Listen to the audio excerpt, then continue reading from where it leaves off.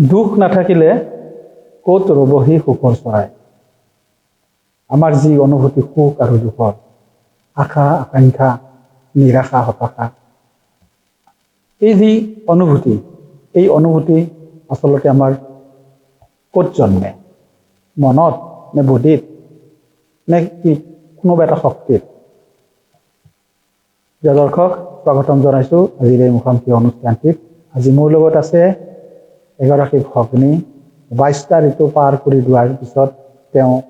হঠাৎ মানসিকভাৱে হতাশাগ্ৰস্ত হৈছিল পৰীক্ষাৰ নম্বৰক লৈ আজি কথা পাতিম অংকিতা ভগ্নীৰ লগত নমস্কাৰ ভগ্নী ওম শান্তি পৰীক্ষাক লৈ যে হতাশা হৈছিলে নম্বৰক লৈ পাৰ্চেণ্টেজক লৈ যে মই ইমান নম্বৰ পাব লাগিছিল মোৰ নহ'ল মোৰ কি হ'ব এই ধৰণৰ যি খেলি মেলি হৈছিল মনটোত দোলা দেখাইছিল কেনেকৈ হৈছিল আৰু কেনেকৈ পাৰ কৰি দিলে এই সময়টো হয় প্ৰথমতে মই আপোনাক বহুত বহুত ধন্যবাদ এনেকুৱা এখন আমাক মঞ্চ দিয়াৰ বাবে আৰু বহুত তেনেকুৱা অনুভৱ হয়তো আছে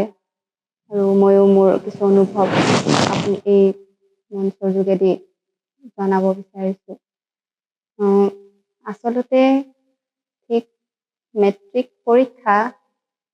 পাছৰ পৰা মানে নম্বৰক লৈ যিটো হয় আচলতে আমি বিচাৰোঁ যে খুব এটা ভাল পাৰ্চেণ্টেজ আমাক লাগে বা ইমানখিনি পাৰ্চেণ্টেজ নাপালে আমাৰ যেন একোৱে নহ'ব ভাল কলেজত চিট নাপাম বা বিভিন্ন এনেকুৱা প্ৰশ্ন আমাৰ আহে মোৰো আহিছিলে মই ঠিক তেনেকৈ পৰীক্ষাৰ পিছৰ পৰা মানে মোৰ কি হ'ল যে ইমানখিনি ৰিজাল্ট মানে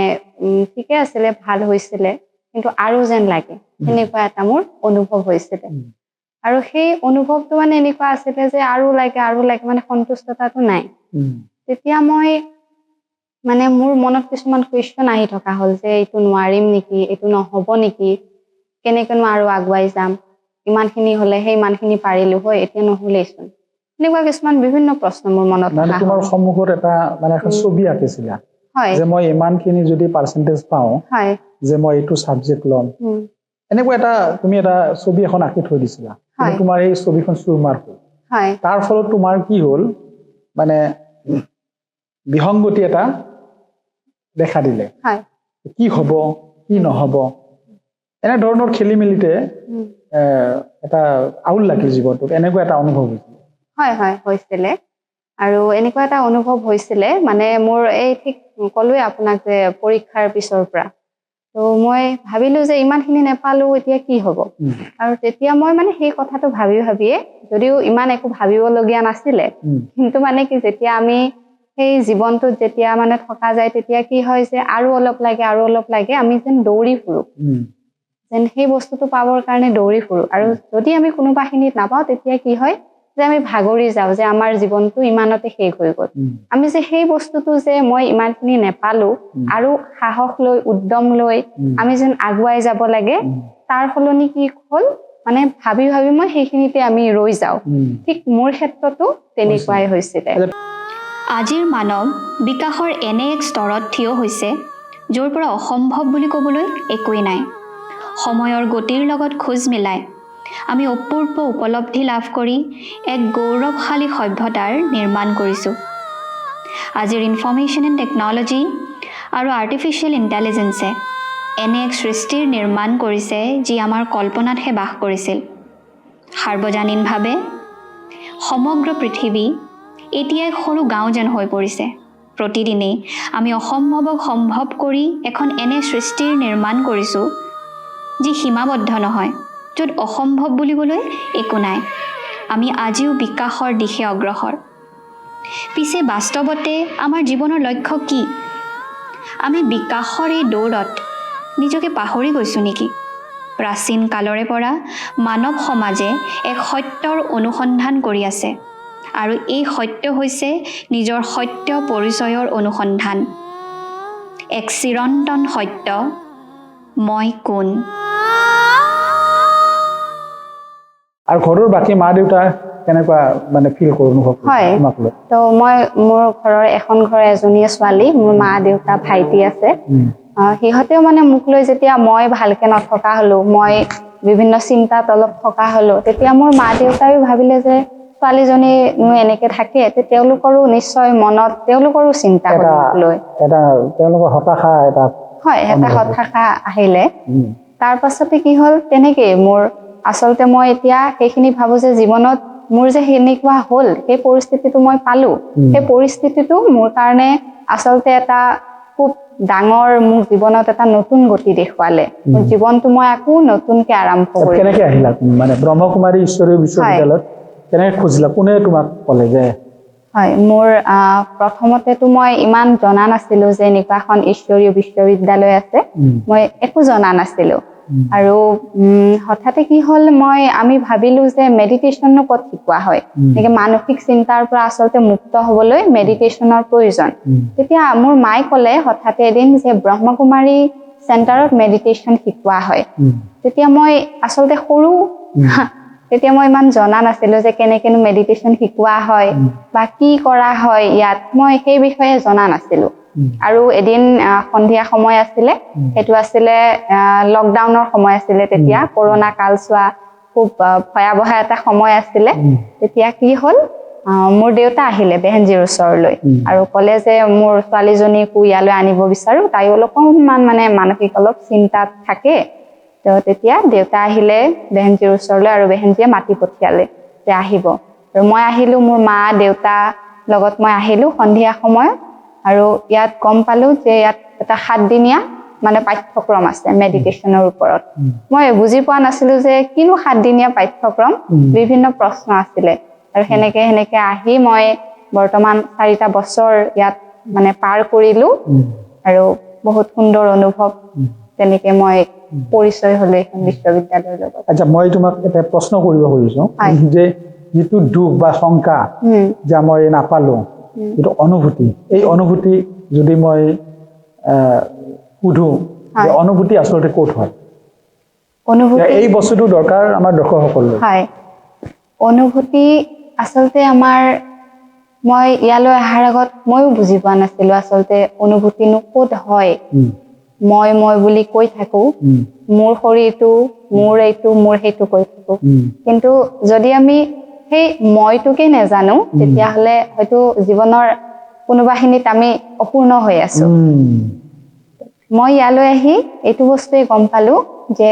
আমিনো আচলতে কোন মোৰ নিজৰ পৰিচয় মই যে এটা আত্মিক সত্তা মই যে এটা শক্তি আত্মা হওঁ ইয়ালৈ আহি মই গম পালো আৰু এই আত্মাতেই যে অনুভূতি হয় মন বুদ্ধি সংস্কাৰ যাৰ মনত আমাৰ অনুভৱ হয় আত্মা অনুভূতি মই ইয়াত আহিহে কৰিলো ইয়াৰ আগলৈকে কিন্তু মই জনা নাছিলো তো প্ৰিয় দৰ্শক আমাৰ যেতিয়া শৰীৰটো চলায় কোনে চলায় বাৰু আমাৰ ভিতৰত যে শক্তি সেই শক্তিটো হৈছে আত্মা এনাৰ্জি সোল বা ৰুহ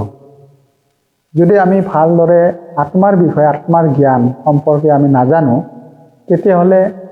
আমাৰ সন্মুখত আহি থকা যি সময় যি পৰিস্থিতি সেই পৰিস্থিতিক আমি কোনো ধৰণে কোনো পক্ষই আমি তাক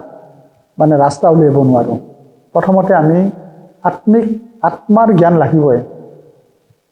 আত্মাৰ জ্ঞান নাথাকিলে আমি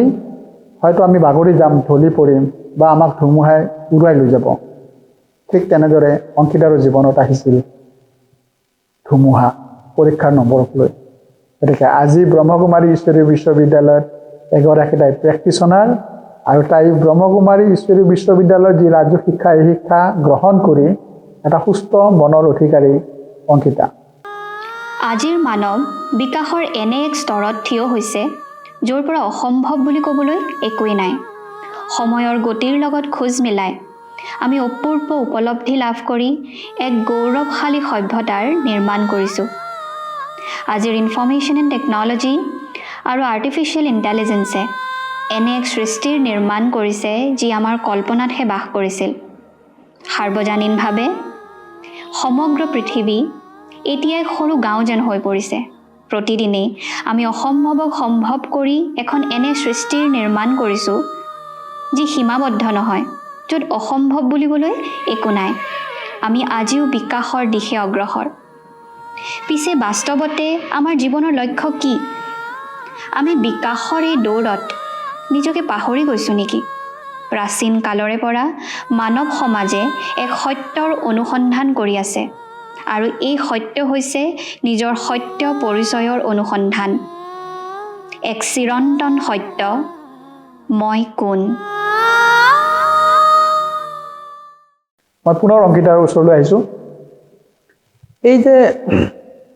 এই যিটো তোমাৰ জীৱনত খেলি মেলি হ'ল, প্ৰায় সংখ্যক যুৱক যুৱতীৰে হ'ব নিশ্চয় বা হৈ আছে। কোনোবাই প্ৰকাশ কৰে, কোনোবাই প্ৰকাশ নকৰে,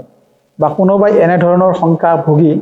ৰাগিয়াল বস্তুও তেওঁলোকে সেৱন কৰে। আমাৰ সমাজত বিভিন্ন ধৰণৰ এনেকুৱা পৰিস্থিতিত থকা ব্যক্তি দেখিছোঁ মই। গতিকে ইয়াৰ পৰা তুমি কি মেছেজ দিবা ৰাইজক, যে তোমাৰ অভিজ্ঞতাৰ ফালৰ পৰা তুমি এই যে ৰাজ্য শিকিলা, ৰাজ্য শিকি পেলাই তুমি ওলাই আহিলা, তোমাৰ অনুভূতিটো কি? তোমাৰ মানে তুমি কি মেছেজ দিবা এটা ৰাইজক?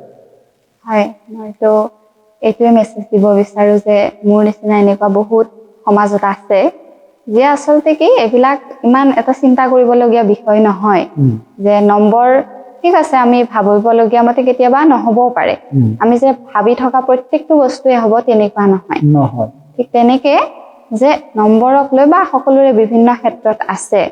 যে আমি আচলতে শৰীৰটোৰ যদি কিবা হয় বডিটোৰ, তেতিয়াহ'লে আমি ডক্তৰৰ ওচৰলৈ যাওঁ। ঠিক তেনেকে যদি আমাৰ মনটো কেতিয়াবা হঠাতে বেয়া লগা, বা আমি যদি বিভিন্ন মানে কথাক লৈ বা বিভিন্ন সমস্যা সকলোৰে জীৱনত আহে, আমি যদি এতিয়া মানসিকভাৱে অলপমান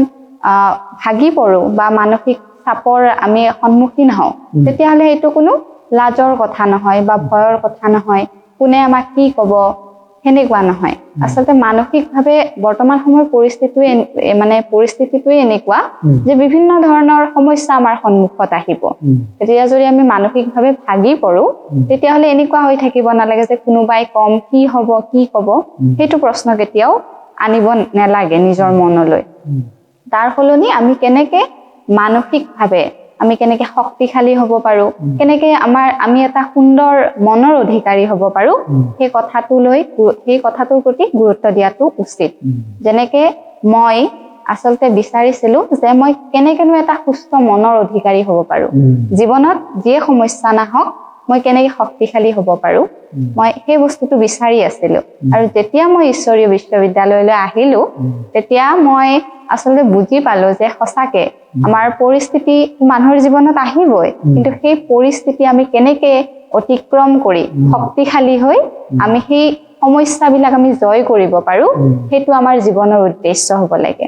আৰু ইয়াত যি ৰাজযোগৰ শিক্ষা দিয়া হয়, ৰাজযোগ মানে আত্মা আৰু পৰমাত্মাৰ যিটো সংযোগ, অৰ্থাৎ পৰমাত্মা সৰ্বশক্তিমান, যেতিয়া আমি আত্মা সেই সৰ্বশক্তিমান সত্তাৰ লগত সংযুক্ত হ'ম, তেতিয়াহ'লে আমি তেওঁৰ নিচিনা সেই শক্তিৰ কিৰণ আমাৰ তাত যেতিয়া পৰিব, আমি আত্মাই যেতিয়া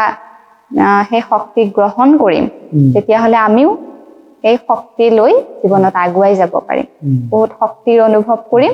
যিকোনো সমস্যা নাহক আমি আগুৱাই যাব পাৰিম। আচ্ছা, এই যে ৰাজযোগৰ তুমি যে প্ৰেক্টিচ কৰি আছা,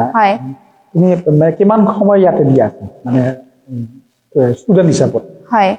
মইতো ধৰক বহুখিনি যিহেতু ষ্টুডেণ্ট হয় বা কলেজৰ দায়িত্ব থাকে, ক্লাছ থাকে, তেনেকে মই কি কৰোঁ, মোৰ ডেইলি যিটো লাইফ, ৰাতিপুৱা উঠাৰ পৰা প্ৰথমতে 4টা বজাত যিখিনি ব্ৰহ্ম মুহূৰ্তৰ সময়, এইখিনি সময়তে উঠি মই প্ৰথমতে পৰমাত্মাৰ স্মৃতিৰ দ্বাৰা মই মোৰ জীৱনটো আৰম্ভ কৰোঁ। আৰু আগতে যেতিয়া ইয়াত নহাৰ আগত এনেকুৱা আছিলে যে উঠিয়ে মানে মোবাইলটো চোৱা ধৰক, বা ক'ত কি হ'ল, বা ৰাতিপুৱা উঠি ফ্ৰেছ হৈ নিউজ পেপাৰখন লৈ বিভিন্ন সমস্যা ক'ত কি হৈছে সেইবিলাক চাইছিলোঁ।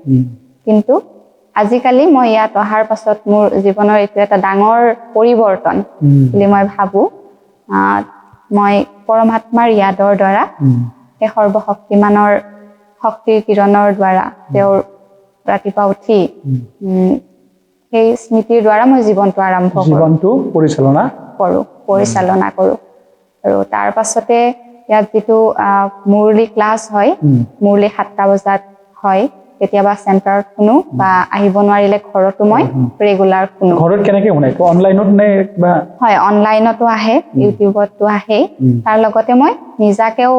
অধ্যয়ন কৰোঁ যিখিনি PDF যোগে দিয়ে হয় প্ৰিন্ট কৰি উলিয়াই লৈ মই নিজেও ঘৰত পঢ়োঁ মানে তোমাৰ দ্ৰুত গতিত এই ৰাজ্য শিক্ষা চলি আছে হয় হয় দ্ৰুত গতিত এতিয়া তোমাৰ মনটো মানে পাতল পাতল লাগি আছে আৰু হয় আগৰ যি বিসংগতি আছে তাৰ পৰা বহুত মুক্ত হয় বহু মুক্ত তুমি মেডিচিন লৈছিলা নেকি মানে ডক্টৰৰ ওচৰত এইবিলাকৰ বিষয়ে যায় হয় মানে প্ৰথম অৱস্থাততো মাহঁতে ভাবিছিলে যে কিয়নো এনেকুৱা হয় সকলোৱে কয় যে এনেকুৱা হ'লে মানে বিভিন্ন চিকিৎসকৰ পৰামৰ্শ ল'ব লাগে মোৰ জীৱনতো তেনেকুৱা ইমান হোৱা নাছিলে আচলতে সেইটো পৰ্যায়লৈ ইমান গৈ নেপালো তাৰ আগতে মই ইয়ালৈ আহিলো হয় তাৰ মেছেজটো পালা যে ৰাজ্যিক শিক্ষা গ্ৰহণ কৰা কৰিলে এই অৱস্থাৰ পৰা আমি ওলাব পাৰো